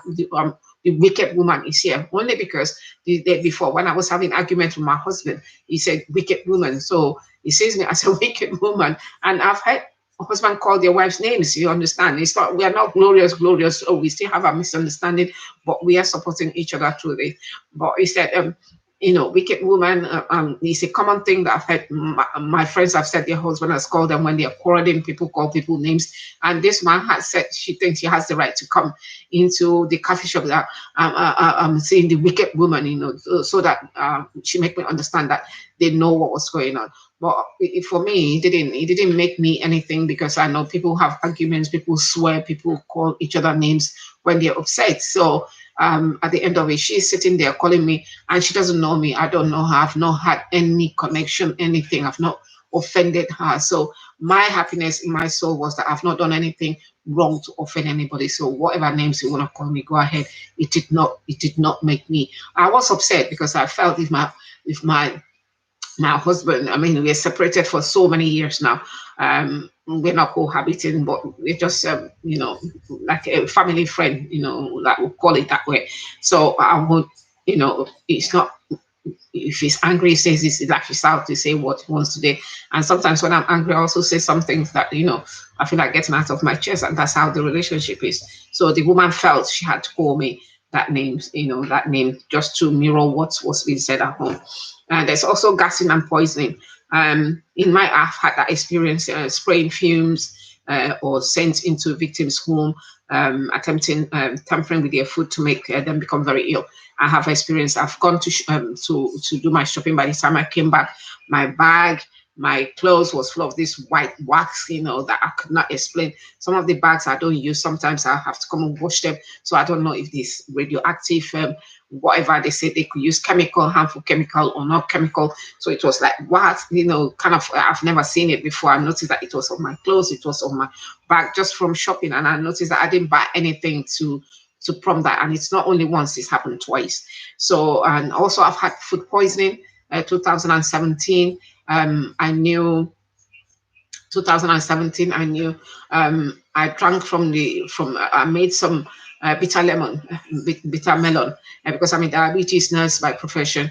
I know some of my patients were taking these medications, so I tried it myself to see how it feels in case if I have to advise my patients. So I mixed the bitter lemon, and I'll store it in the fridge. Then the next day I drank it. For 3 days I could not go to work because I was vomiting. violently. It was coming out from my nose and from the other end. I had diarrhea with it. I was vomiting. I was vomiting so bad, and there's nothing that I've eaten that I've not eaten before. So I believe my food was poisoned, and all I could hear from artificial telepathy was not so long now, not so long. So they I believe that there was something that they put there, and they thought it was gonna probably damage my organ and I would die. So I believe, and since that day, I have not tried that again. If I buy food, and also I've got on the system, I've done the research, and I buy food, I make sure that I eat it there and there, cook it there and there. If I have to eat the next day, I eat it before I leave. If I don't eat it before I leave, I disregard it. So, and I have not had any problem since then. So that's what I would advise you. They could actually poison your food. It is something that is well documented. And that could, and Sean Gibbs also talked about being poisoned, so it's not only me. So this was made me remember that this could happen. Illegal entering, yes, they do illegal entering. Is to gaslight the victim, which I've just said. Gaslighting is coming into your home, moving things around, making you aware that they came in when you were not there. So they also use this to profile the target individual. They set up illegal surveillance camera. They find out intimidate information about the patient, the victim, using photos, conversation to set them up. Like I said, there are things that I've said at home. When I went to church, it was repeated. Like when I said about using the Bible, and the pastor felt it was, he has a legitimate right to say how to use the Bible, that it's wrong to use the Bible and raise your Bible while you're praying. I don't know where he got that from. I don't know who told him that you can't raise your Bible. The relationship with God is personal, so I don't know who told him that you cannot raise your Bible while you're praying. And that's what I do sometimes when I'm praying. And they will set up illegal surveillance. That is happened to me that last year when I got somebody. My husband used to work in special force when he was younger, before he came to this country, and he also worked in the telecommunications. So he was fully aware of how this surveillance works and how they block people's home. So it was the one that first initially, although I knew something was wrong, but it was the one that told me that my phone has been blocked, and he told me the reason why he suspected, and that my children were also being tracked. And I got the specialist to come and have a look. But because I arranged it in the house, so they were aware of what was going on. So by the time they came in, but we still noticed that in the connection box under the stairs, that it was tampered with. So you could see and document it that it was tampered with. So so I knew that there was a bugging system. And after that day, as soon as he left, there was a message on my phone, like a smiley face, that kind of a thing, saying, "Oh, you haven't found anything, have you?" With a smiley face in there on my then phone. So the illegal surveillance, that bugging the targeted phone, using external listening device, which I believe they have used, using video surveillance and noise, or mostly outside, which they have done. They use, and once they take a video of you, they also use that to go to your employer to show them. In terms of me, when I kind of shield myself with aluminum, cover myself. I believe that I have to use that video to go and show to my workplace, or show to my occupational health, to say, look, she's really crazy. Look at the way she's dressed at home. But then, because the man the consultant lack understanding of what's going on, so he has fallen to it, because he also relating to others from what he's seen. So that's what he said, from what he's seen. So I don't know what he has seen. That because he lacked knowledge, he has not even researched the topic. I've been asking them, go on the internet, try to educate yourself, because you just don't know who is going to turn up with this same thing, and they lack understanding. So he was relating, from what he's seen. So I believe they have gone to show him video or file of me looking, when you're at home, you don't wear your stiletto out, or certainly don't wear my stiletto. So I cover myself. I try to shield myself, because my targeting is 24/7. So I try to shield, like I'm sitting here, I have something to shield my back, because they aim so much on my back and they aim on my face. So like where it is now, my leg, they're aiming on my legs, as it is now. So that I can take, but in my back, that will make you very uncomfortable. So when somebody sees you using tin foil to try to shield yourself, taking a video of those, and then going to show your employer that you're crazy, look at the way you are at home, obviously it is believable. But they don't ask the question, where did you get the video from? How did you get it? And that should ring a bell. But they don't ask question, because they're intrigued and trying to make an issue from what is not there. So they use video surveillance inside or mostly outside, hack into your computer, which they've done, and then the site you frequent. Yes, they did that, because 2016, when I go on Google will kind of warn me, which I'm so grateful for. Not that I was going on any unusual site, but it was said that I should be mindful of the site that I'm going, that they've been asked to compile the site that I was going. And that was what was ringing by my head. I said, why would that? And then I start noticing that when I go onto the internet, it will say my mail is being redirected. And also, I was seeing a name consistently with OJO, which is a Nigerian name, Ojo. So I know a lot of Ojo, a lot of Nigerians have been involved in this, my gang stalking and targeting. So they use all this to build a profile of you, use it later as a psychological attack on you. They haven't got anything to use. What they did in terms of my case is that when I go into the bathroom, they took a picture of me. I believe it's my Nivea. Can you stop it? They use a picture of me when I'm in the bathroom, and then they related it back into my WhatsApp, and that's what I told the psychologist, and he did not believe. So in his mind, how could they do that when he has no idea what goes on? So he related, from what I said, that was saying that what I said, it could not be repeated. I don't know what I said that could not be repeated. They hacked into my WhatsApp and will, on 2 occasions, send a black woman's pubic hair into my WhatsApp. But at the time, I did not understand. I was shocked that who was telling me. I don't have anybody that could have sent me that sort of low grade, low grade thing. And my grandchild uses my phone to play games. So when I see, I took it off very quickly. When I see it again, I took it off very quickly. Like I said in previous video, that knowing what I knew now, actually I would have saved it, screen print it, and print it out and use it as evidence. But I couldn't, because all my arm was trying to protect the child, and it was done twice. So I quickly took it off, and I reported the incident. I said, my husband, somebody is sending a black woman's pubic hair. But looking back, I know probably it's my own body that they're sending, but it's a black woman. It wasn't a white woman. So I knew in the bathroom they probably had put a camera. And again, when I was using a radio frequency, picked up frequency in the bathroom. So I knew something was in there. So that's what they do. Illuminating target, that it is what the East German did.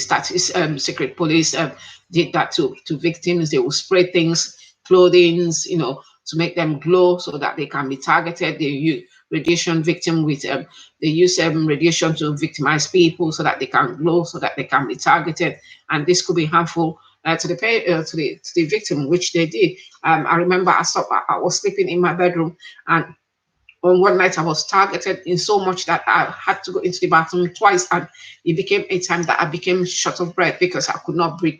What it smelled was like chemical that was being radiated into the house, and that's why since that day I never slept in the bedroom again, because I could smell it, and when I could smell it, I could breathe it, and it made me become short of breath. So they could use that too. And intimate filtration. Spies will go out of their way to get the target, to get into the target, like through friendship. I know that was it last year before the last, a next door neighbor was trying to come and watch my lawn, for me, which I find, I didn't know him that much. And I admire where their lawn is, their patio is very nice and clean. So I asked, and he actually was prepared to wash mine for me. And I just thought, no, this is too good to be true. So I didn't want that very close connection, because I knew that's how they infiltrate. And also, we remember, was it last year before the last, that some activists were suing some of the ex-police or police officers that were supposed to be a kind of they infiltrate into these female activists and actually befriended them. And some of them have children, even though some of them were married. They actually have children from these activists, pretending to be friends or pretending to be boyfriends. So it can happen. That's what they kind of do. And also, I noticed that was it last year, not last year, 2007. I was at Lewisham. Suddenly, this man just pranks from nowhere. He seems to walk across the shopping center, straight into me, and start talking to me. And not that I wasn't flattered as a woman, but I'm thinking, where is that coming from? And he start mentioning I likes my hair and the rest of it, and I'm thinking, what's on about it. So then he kind of said, oh, let's go and sit down and talk. Let's go and sit down and talk. And I'm thinking, sit down and talk. Oh, talk what? So anyway, I just thought, okay, I didn't want to be difficult. Let me give him a chance to see what he has to say.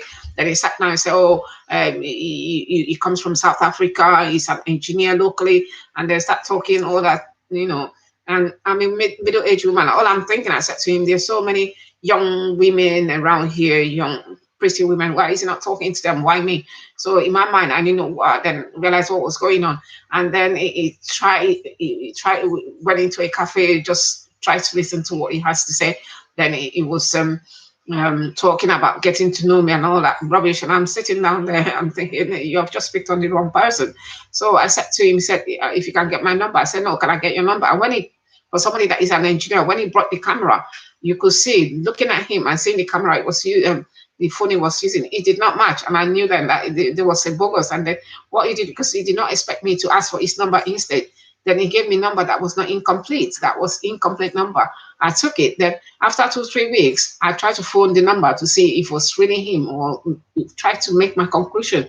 And I realized that the number wasn't good. Then I laughed. I knew it has proved what I said, because I said to him, I wasn't looking for a man. I wasn't looking into relationship. I'm not into that sort of a thing. I'm too old for it. Then he was trying to say, oh, you're not too, and telling me the relationship is just hard and all that. And I'm thinking, you're picking on the wrong person. And he was actually picking on the wrong person. But then whatever I thought of him, he confirmed it, So because he was hoping that I would give him my number. I didn't. I said, you give me your number and I will phone you when I want to phone you.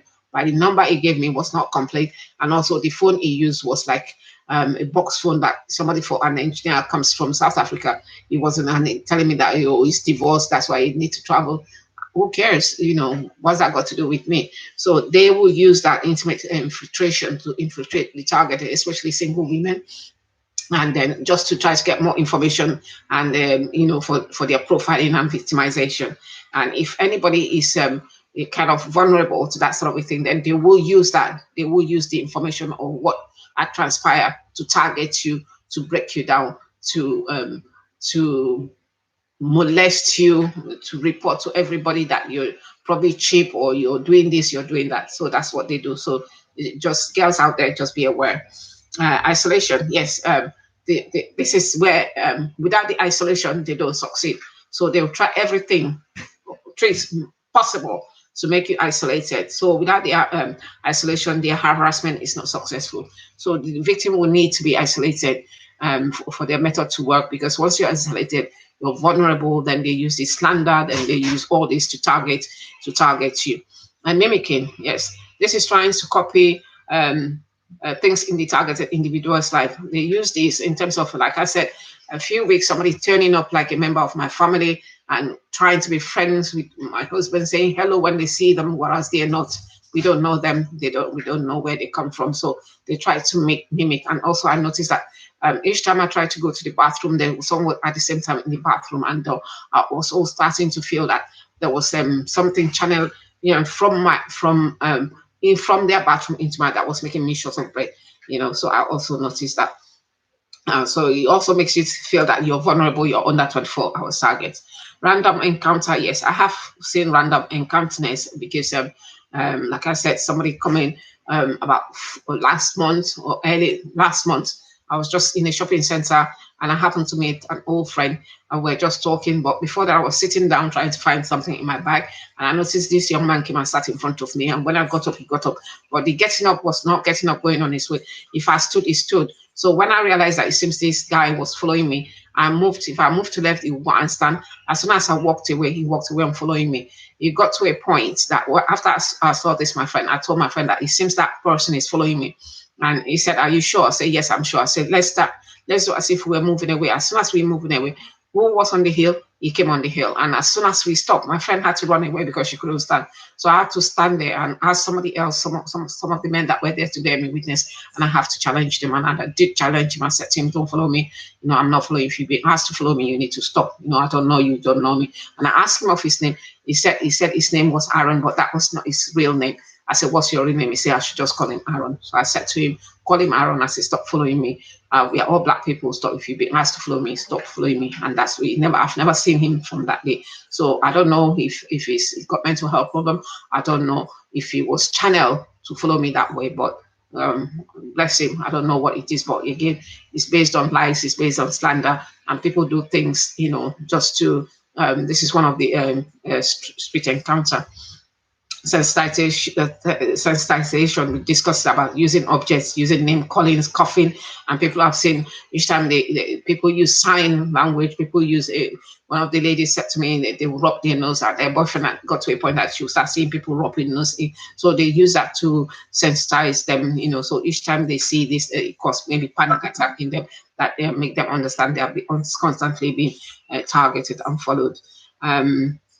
Sleep deprivation, yes, they have used that where you're stressed out. Once you're stressed out, you can't sleep, you become disorientated. And once you become disorientated, you can't function at your best part, you can't do give it your full. And then they will use that you're vulnerable at that stage. If you're not having your sleep, you're vulnerable at overreacting. And if you encounter somebody doing street theater, sometimes they dance, they do something that is silly, that is unusual, and that try to attract your attention. So you might react in terms of what happened to my husband. Somebody came in, one person in the train, knock him with a bag on 2 occasions. And he said when they look out of the window, what they were expecting him to react. If he reacted, they would have arrested him, and there were police people already on the station. So maybe something that was staged already. So they were ready for him to react. And I did say to him, it's part of the game. He should not react. At no time should he react. And then if somebody haven't got, they have sleep deprivation, definitely if they are driving, they could be prone to accident, because they could doze up on the hill. And it's just being aware, try as best as possible to make sure you have your sleep. So we've talked about street theater and telephone redirection. I've seen in place when people are phoning that they will redirect the phone. There are times I've actually contacted these solicitors online when they started just to discuss with them, and it was somebody else that answered the phone. But from his discussion, I knew it wasn't a proper solicitor, and I had to challenge him. I said, from what you have discussed with me, you don't seem to be somebody that is very knowledgeable in law. And I think he got that, because you could see when a solicitor is speaking, they have their language, they have certain ways that they talk. It's just like if a doctor is talking, or if it's a nurse is talking, they talk in the language. If you're a nurse, you will understand. But when he was talking, I do understand now from what he was documenting or saying to me. I did understand that he wasn't a solicitor, and I had to actually put it to him that from what you have written, I don't feel you're a proper solicitor. I think that stopped him in his track. So they could use that. Speaking instead of hacking your phone, redirecting the phone. So you think you're talking to the right person, but you're not. So when you phone, please make sure you get ID, get the name of the person, and make sure you know who you're talking to, because they could be a pretend service. They could redirect the line. And I'm trying this at a line that I'm watching at this moment as we speak. Thieves breaking into the vicinity of yes, they have used that. Like I said, there are things missing in my home. Ideally, this program, they're not meant to have taken tangible things, but with what is going on, especially when you're using Africans and making them feel that they are just at their own peril, they're just like a game. So people have come in my home, they have taken valuable things in my home in terms of my shoes, in terms of they have actually taken letters, they've taken diaries, they've taken letters that haven't been returned. So things like that, they will take it, but it's not meant to be like that. But they have taken documentation, they have hacked into my phone and hack into my computer and corrupt the content of letters and try to ruin the evidence. Tracking by cars. Yeah, I have been followed by cars. I've been followed by phone. I have been shadowed by a helicopter, even up to last week. When I go into central London, there's always an helicopter hovering over me. They will hover over the train. They will hover over me, and I have taken pictures. They have, if you're driving, they will use GPS tracking on the car and phone tracking. I've had instances where people have phone, my mobile phone, and won't talk, and home phone and won't talk. So I do understand. I know they do those type of a thing. And sometimes somebody will call and say wrong number using, it's just to monitor where you are. It's just to make sure, to make you angry and to monitor where you are. Um, what are the effects of gang stalking on the individual? It's just to targeting becomes the target becomes sensitive and you might become paranoia. It is easy. I mean, he said, don't become. I mean, it's just human nature to start watching your back, to start because your safety is compromised. So you watch. So you need to try to understand. This is a game. Sometimes it's a game for them. Try to understand the game. Try to read and do research. And once you understand the game, yes, at the end of it, you're still a bit fearful, but then you understand exactly what's going on. So if you don't understand, then that makes you very, very vulnerable to paranoia and then acting in a way that people will think you're mad, which you're not mad. And targeted can become depressed and isolated because you don't trust anybody. So you need to understand that if you're not isolated, the harassment will not work because they need that isolation. They need you to be isolated. They need you to be away from family, from friends, to be on your own. Once you're on your own, you have nobody to talk to. You become depressed. So that because at one point I wasn't going to church. I know in the house I'll just sit there and watch TV, but then I'm going back to church. I said, well, it's not everybody that will target me. Even if people are targeting me, it's not everybody. And when I go there, I'm not going for anybody. So I'd go to a different church now. Although even in the same church, I'm still having all this targeted on me, my body burning and the rest of it, like what happens at home. So I come to a conclusion. I'm at home, I'm in the church, I'm still going to be targeted, but I have to go to church. And when I go there, my countenance change. When you see other people singing, you see other people say hello. So you kind of change your atmosphere. And people can also see you. And when you don't go to church, people can say, oh, this sister hasn't been, or hopefully somebody who will look out for you. Target becomes sensitized to stimulus, color, pattern, noise. Reputation are ruined and destroyed due to slander. Yes, they will ruin your reputation due to slander. How to fight back? Like what we're doing now, I have shared my story online. A lot of people are encouraged to share their story online and educate yourself about what is going on around you. And I thank God for Google, because if not for Google, I wouldn't know what is happening. So I went into Google to try to find out what's going on, to try to educate myself, and you educate yourself. I'm not saying everything that is there is 100%. There are some of them that are not targeted, that pretend to be targeted, but you will have information, and that's where I got my information. And also you will see other people that are relating their story on the internet, on the YouTube, so you're not on your own, and you can learn from them too. People need to know what they are part of. So it is not only in England, it's not in Britain that it's done worldwide. It's done in Western world. It's also done in Asia and some parts of Africa. So there's a lot of people this are targeted as affected, and there's some people younger and there's some older people so that it's been targeted. So what do we need to do? We need to get law on our side. We need to fight this harassment. Do not go alone with the activities and try to find a way to help targets. So what they're saying, do not try to find it yourself. You need to go into organization. Like when we went on the protest to BBC, we were able to collect phone numbers of targeted. That's why you can reach out to another targeted person, even if to mourn, then we have a laugh, then we have how they're doing, what they're using. From there, I had tips on what else to use in terms of shielding and what they're using. So that is, you can talk to people, and that's what we did the last time we went. Okay. So it's also good to educate other people in terms of your family. I know it's very difficult. I mean, in terms of my own family, it's difficult to educate, young people if they're not targeted, so they won't understand. Even family and friends, they will not understand. So, but you still need to educate them and give them leaflets. Become email awareness, need local newspaper, but it is difficult to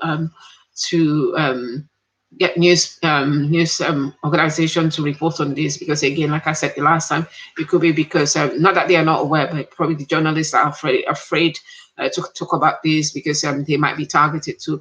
And probably some of the big organizations, probably they are part of the targeting, because some of them do know what's going on, and they do attach their own journalists to see what's going on, but they're too frightened to report because the targeting might turn on to them. But I don't think a lot of the major news house in this country don't know what is happening. They do know because people are threatening to them, but they've chose not to act on it. They've chose not to report it, because either they are part of it in terms of because the way it works, they will, if something reported, maybe a few people, then they will send people to go and find out, and they actually attach themselves into what is happening. So they have an awareness, but if they are part of it, they're not going to be reporting on it, because it's just like reporting yourself.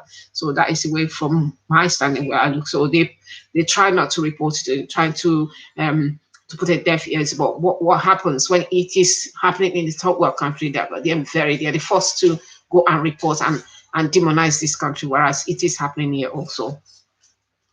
And we need lawsuits period, where people are beginning to have a voice, because they've done it so much. People are beginning to organize themselves into groups and so hopefully as this become public known, then other people will follow suit. It just goes to show that this is global. We need support from community-based organization. Again, in my own experience, I've actually went to a human rights organization about at the beginning of this month. There was no help from them at all. They pretended there was no help. They did not even tell me where to go. They just say, "Oh, you need to phone the law company." They are not involved in that. So I find it difficult for the number of people that is being affected in England, that they are not aware of, but they choose not to. So I don't know what's going on there. So we need to find out why they are not reporting. But thank God, Liberty and the Guardian reported something like that about last week or week before last, about this database that is being run by the intelligence services, where people have been put and where young people's name appear to be in it, and how many, about over 21,000 people on the database, and how the people that should have access to it are having access. So they have, so it is slowly coming out into daylight. So again, they're saying support from people needs easy access to their freedom of information. Yes, I think the Liberty Human Rights had access to the freedom of information. That's why they were able to know the number of people that were. So I think we all need to apply for. I did wanted to apply last year, but I was told that I might not get any information. So if you don't get any information, that means you cannot see, you don't know what you've done, and you can, you can rectify what you've done. So that means your name is still there and you're being targeted. So there needs to be a system where when people apply for freedom of information on them, on their record, then they should be able to get it so that they can challenge whatever is written on it. So it is everybody's duty now to get up, and make this public awareness to what is happening. Like what I've just said, anybody can be a target. You don't need to commit a crime to be a target. You could be a relative of somebody that is being targeted, and then you get targeted. You could be somebody that is an activist that is outspoken, or somebody that speak out, or have seen something that is not right and speak out, and you become targeted. And once you're on the list, your name is not taken off until the goal is to make you commit suicide by the level of the targeting, or for you to be institutionalized, or in some cases, there are well documentation where people have been killed. So I didn't say it was. So you do your own research, see. So I just thought I share with you what gang stalking is. So it's something that's been happening for a lot of years. It's not only starting here, and it stopped a little bit in the 70s in America, but it's been resurrected in a different name, and it's got a different lots of programming to it. So they are now using technology to attack people in their home and in the public place. So do your own research and see what you get from it, and see how you can help yourself. Thank you very much for listening to me. I'm so sorry about the poor quality of this video. I just don't know how to rectify it. I don't know how anybody to help me. Well, thank you very much.